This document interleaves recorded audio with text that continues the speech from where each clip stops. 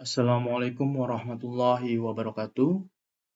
Perkenalkan, nama saya Muhammad Fakih, NPM 1921020144. Saya dari Prodi Hukum Tata Negara UIN Raden Intan Lampung. Di sini saya akan menjelaskan mengenai materi tentang metodologi hukum Islam guna menyelesaikan tugas dari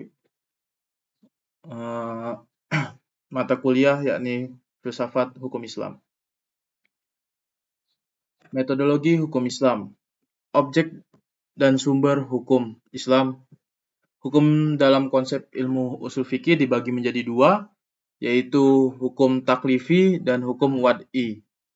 Secara terminologi, hukum adalah kitab Allah yang berhubungan dengan perbuatan mukallaf dalam bentuk al-iqtida, at-takhir, dan al-wad'i.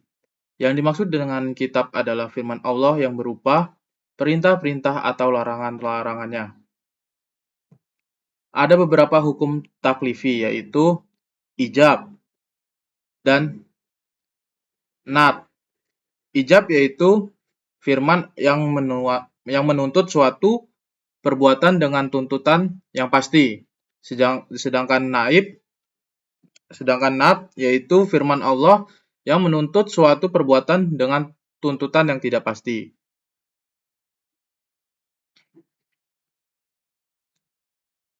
Hukum wad'i ialah firman Allah yang menjadikan sesuatu sebagai sebab adanya yang lain, atau sebagai syarat yang lain, atau juga sebagai penghalang adanya yang lain. Hukum wad'i dibagi menjadi tiga. Yang pertama sebab, yang kedua syarat, yang ketiga man'i. Tafsir adalah salah satu metode untuk penggalian hukum Islam.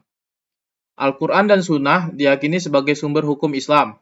Kemudian, nas-nas yang terkandung di dalamnya ditunjukkan untuk mukallaf. Maka untuk mempermudah pelaksanaan hukum yang dimaksud, upaya ulama di bidang usul fikih dan bidang fikih mulai menggunakan pendekatan rasio dalam menggali makna dan maksud yang dikandung oleh kedua sumber hukum tersebut.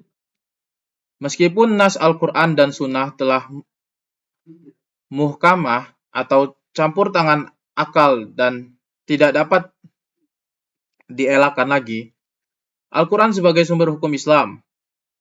Ada kalanya ayat-ayat tersebut saling menafsirkan karena adanya munasabah al-ayah, tetapi tidak jarang ayat-ayat tersebut membutuhkan hadis untuk menjelaskannya, atau melalui pendekatan ijtihad yang sepenuhnya menggunakan rasio. Munasabah al-ayah merupakan cara kerja akal yang ijtihadiyah, karena akal mengupayakan sekuat mungkin untuk mencari dan membentuk paradigma penafsiran tersebut. Ijtihad adalah sebagai metode untuk penggalian hukum Islam.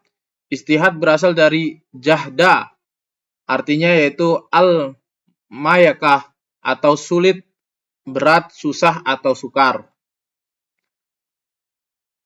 Kata jahda yang selanjutnya menjadi ijtihad diartikan sebagai pekerjaan yang dilakukan dengan sungguh-sungguh dan mengerahkan semua tenaga.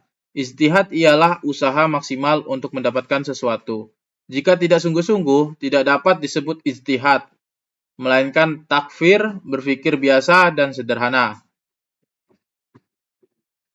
Abdul Wahab Khalaf mendefinisikan ijtihad menurut para ulama usul fikih, yaitu mengerahkan daya dan kemampuan untuk menghasilkan hukum syara' dari dalil-dalil syara' yang terperinci. Dari semua definisi tentang ijtihad tersebut, dapat disimpulkan bahwa ijtihad itu adalah yang pertama, pengerahan akal pikiran para fuqaha atau usuliyah menggunakan akal dengan sungguh-sungguh. Yang ketiga, berkaitan dengan hukum syar'i dan amaliyah.